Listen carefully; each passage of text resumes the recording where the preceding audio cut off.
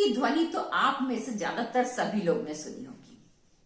शंख की ध्वनि होने से क्या होता है कि वातावरण एकदम शुद्ध हो जाता है। जहां पर भी शंख की ध्वनि होती है वहां पर सकारात्मकता बहुत ज्यादा होती है। शंख एक बहुत ही शुभ चीज होती है, लेकिन क्या आप जानते हैं जरा सी भी असावधानी शुभ प्रभाव देने की जगह आपको नुकसान भी पहुंचा सकती है। आज इस वीडियो में हम यही जानेंगे कि शंख को कैसे, कहां और कब रखना चाहिए, शंख को कब हमें लाना चाहिए अपने घर में, और हमें कौन कौन सी सावधानियां रखनी चाहिए ताकि शंख का रखना या शंख को बजाना हमें शुभ प्रभाव दे सके। नमस्कार दोस्तों, मैं अंजलि सक्सेना एक बार पुनः स्वागत करती हूं आपका एक नए वीडियो में। आज हम बात करेंगे शंख के बारे में। शंख कई प्रकार के होते हैं। वामावर्ती शंख होता है, दक्षिणावर्ती शंख होता है, गणेश शंख होता है, अन्नपूर्णा शंख होता है, और भी बहुत से प्रकार के शंख होते हैं।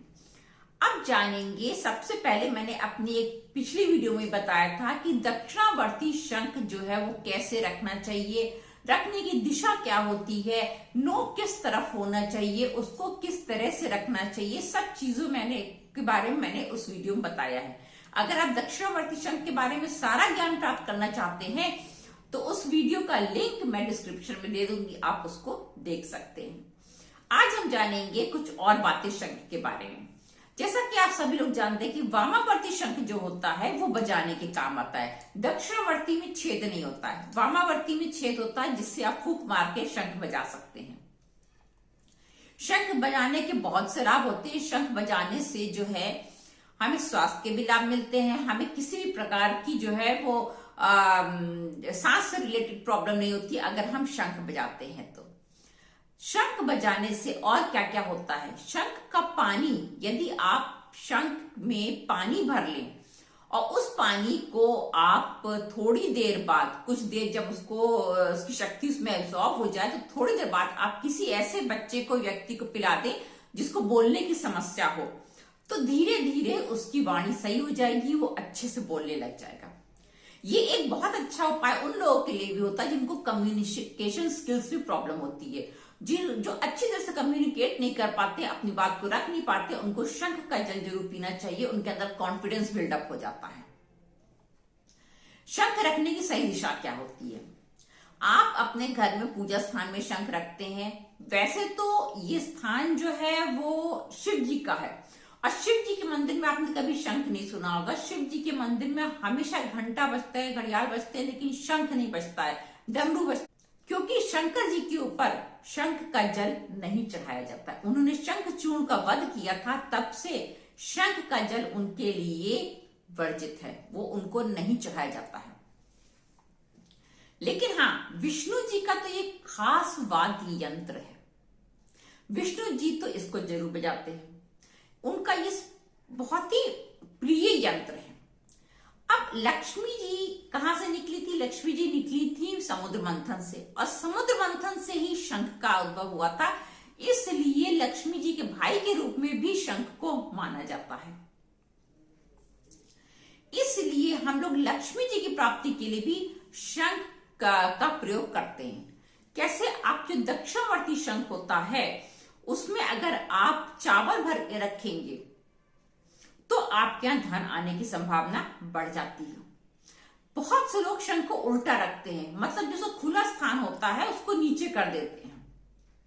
ये गलत तरीका है। शंख का खुला स्थान हमेशा ऊपर होना चाहिए, और जो शंख की नोक होती है वो हमेशा प्रभु की तरफ होनी चाहिए, और शंख का जो बजाने वाला हिस्सा होता है, ये जो बंद हिस्सा होता है, वो अपनी तरफ होना चाहिए। अब एक स्थान ऐसा है जहां शंख रखना बहुत शुभ माना जाता है, लेकिन शुद्धता का ध्यान रखना है, गंदी जगह नहीं होनी चाहिए।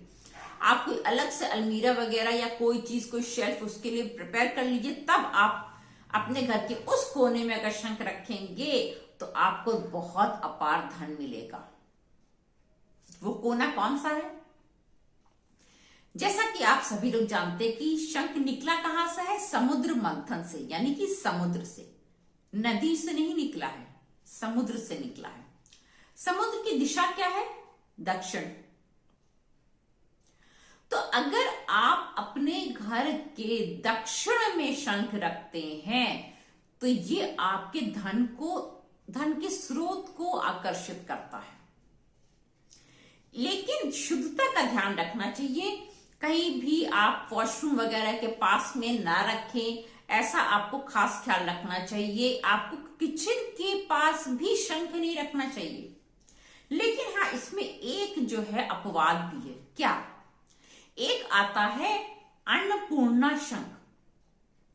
अन्नपूर्णा शंख आपको किचन के अंदर ही रखना चाहिए। कहां पर? आपके जिस डिब्बे में चावल रखे जाते हैं उसमें यदि आप जो है वो अन्नपूर्णा शंख एक लाल कपड़े में लपेट के रख देते हैं तो ये समझ लीजिए कि आपके घर धन और धान्य सब भरा रहेगा।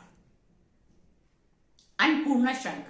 और कोई शंख आपको किचन में या किचन के आसपास भी नहीं रखना चाहिए और वॉशरूम के आसपास तो बिल्कुल भी नहीं रखना चाहिए।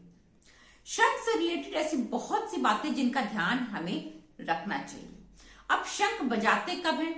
शंख बजाने का समय सुबह है और शाम को है। हर समय शंख नहीं बजाया जाता। हाँ, अगर आपके यहाँ कोई विशेष पूजा हो रही है तब आप उस पूजा के समय शंख का प्रयोग करेंगे ही करेंगे, वो बजाएंगे, वो समय उत्तम माना जाता है, उसमें कोई हानि नहीं है। लेकिन ऐसे ही आप बिना किसी काम के अगर शंख उठा करके हर समय बजाते हैं तो ये आपके लिए हितकर नहीं होता है।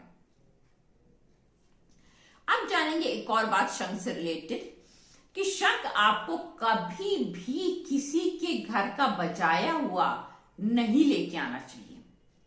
हमेशा शंख नया खरीद के लाइए अपने लिए, अपने घर के लिए फ्रेश नया शंख।